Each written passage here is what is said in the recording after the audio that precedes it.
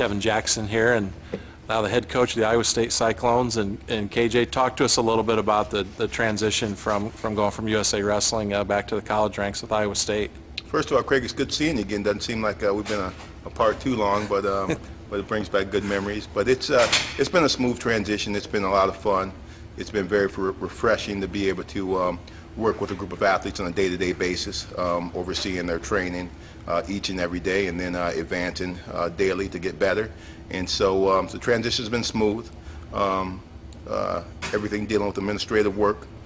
I have some great assistant coaches that have helped me recruit some great kids, and I think we're moving forward and we continue to get better. You guys have had a couple competitions. Just kind of assess how things have gone so far. Well, I mean, our areas of concentration remain the same. We have to continue to get better in our baseline positions. We have to continue to control tie-ups, continue to attack opponents, and continue to accelerate our finishing positions. So, so every match, every tournament, we want to win. We want to have great performances.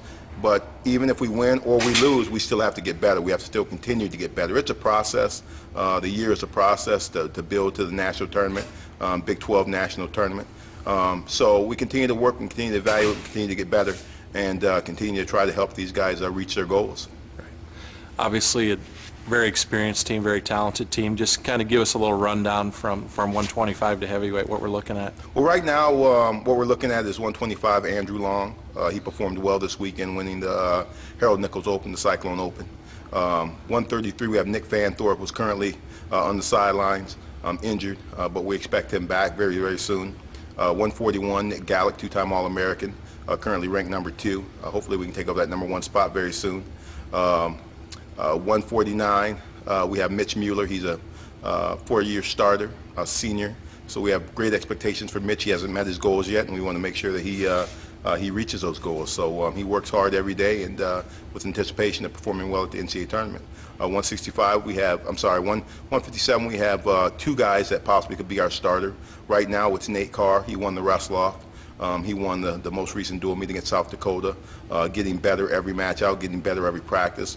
We also have Andrew Sorensen, who recently won the Cyclone Open, Harold Nichols Open, I should say, and is performing very, very well. Is making some major connections to the areas that we want to see him improve in. 165, we have John Reeder. He's just a hammer. Everybody knows who John Reeder is, and two-time All-American from Michigan, and great expectations for him. 174, we have Duke Burke out of Illinois, a senior, placed in the top 12 over the last 2 years, and he's looking to have a better performance than that this year, a much better performance. 197, one that everyone knows, Jake Varner is the guy, not only nationally, but in the whole country. Not only NCAA, but in the whole country, he's the best we have. At 211 pounds, and right now at 197 pounds, he's the best we have. So he continues to get better. He's wrestling better than I've ever seen him wrestle before. I've trained with him for the last few months now, and I can tell you he's wrestling as good as I've seen him wrestle. Heavyweight, we have Dave Zabriskie. Dave's a veteran. Dave is he's just rock solid all the time. He's steady, and he continues to win. So Dave has some goals that he hasn't reached yet, and so hopefully he can obtain those goals this year. And let's talk a little bit more about Varner. Went to the World Championships, won a couple matches, wrestled, a pretty close match to the Iranian. I think it was a world silver medalist. I mean, looking ahead after college, I mean, what kind of expectations do we have for Jake? I mean, obviously very talented. Well, I mean, I think my expectations are the same as everyone's in the countries that follow wrestling. That's to see Jake make another world team, become a world champion, then become Olympic champion. Obviously, we have to get through this year, where hopefully he can become one of few 4-time finalists, 2-time champions this year. So that's really what we're shooting for right now. But obviously, he has potential. He has the ability. He has the essentials that can take him to the top of the world, and that's to be the best in the world, and that's to be an Olympic champion. So I know those are his goals. I know he's already putting the plan what he wants to do after he graduates from Iowa State, and I'd be very, very surprised if he doesn't attain those goals. You brought a number of guys down to Sunkist Open, and a number of them did very well. I mean, what was the reasoning behind that, and just what were your thoughts on that? Well, we always look at competition in general. Until we get to the Big 12s and the NCAA tournament, as practice. We continue to practice to get better, and everyone knows in practice we're trying to train our athletes at the highest level that they possibly could could train at. We try to present more obstacles in their training than we actually do in competition, therefore making practice tougher than match situations. So we took them out to Sunkist to see a higher level of wrestling, to wrestle a higher level of wrestler, a world-class wrestler, or a full-time freestyler, and throw our guys out there against the country's best. And that allows us to wrestle that level and compete at that level, but then it drops down to the national level where we should feel that we have more confidence because we have seen a higher level of wrestling. That's, I think, one thing that Jake got from having the chance to wrestle at the World Championships. He's wrestled against some of the best guys in the world. Iranian he lost to is a veteran. He's a world silver medalist, and he's capable of being the best in the world. So Jake wrestling at that level, I think opened his eyes up a little bit and gave him more a focus and gave him more of a belief in himself that he can accomplish even greater things. So that's kind of what Sunkist did for us as well. Most of these guys wrestle for Cale Sanderson the last 3 years. I mean, how did you approach the situation just coming in here? Because obviously, you know, he recruited and coached these guys, I mean, the majority of their careers.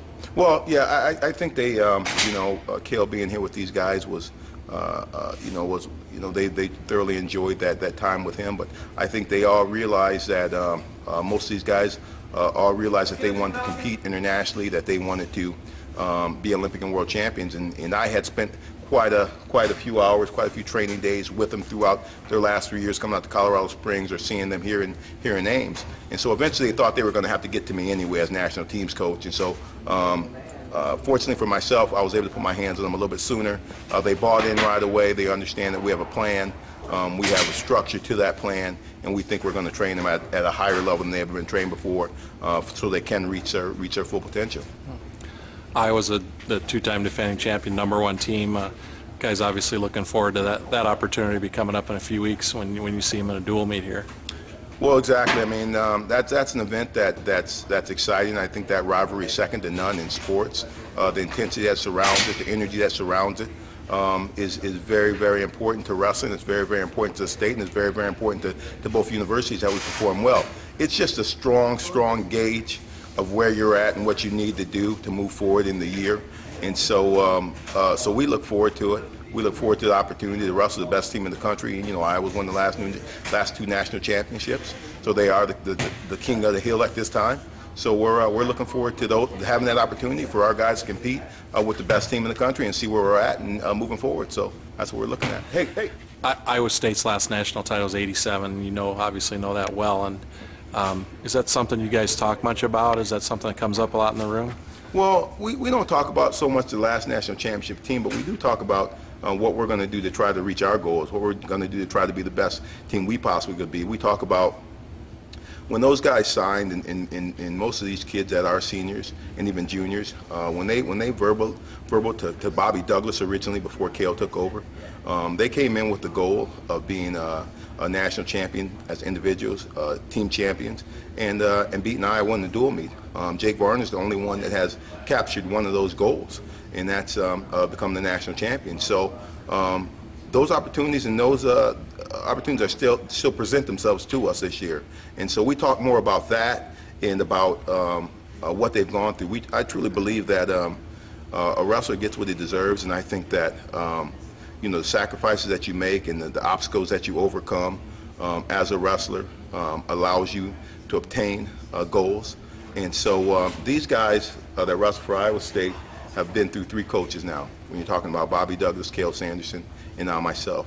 So they have been through more than any other wrestler in the country.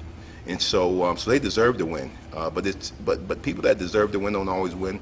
The people that win are the ones that are best prepared, the ones that put in the most work, and the ones that deal with the most adversity and still look forward and have the mentality to get it done and then perform when it's time to perform. So that's really what we're working towards, as opposed to looking in the past. Obviously, it's been a long time since we won a national championship, so we got some work to do. Talk a little bit about, you got Trent and Travis Paulson and Nate Gallick, 3 guys who have a great shot of being world team members, and Trent Paulson obviously was this year. Just talk about them and their experience here, training here. Well, we're excited to have those guys here at Iowa State training. We're under the steel sharpening steel mentality, so again, we're trying to create an atmosphere inside our room where our athletes at Iowa State wrestle at a higher level than the competition that they're going to face. When our guys get a hold of Nate Gallick or get a hold of Trenton Travis, you're not going to see much higher level of wrestler than those guys in this country. So therefore, that's going to give us more confidence to go out there and compete against some of the guys at the NCAA level from these other universities. But having those guys in the room is very, very important. I think they chose to come back to Iowa State for a couple reasons. Their love and passion for the university. Also, they truly believe that I run the style of workout and the positions and the skills and the techniques that carry over to the world-class level.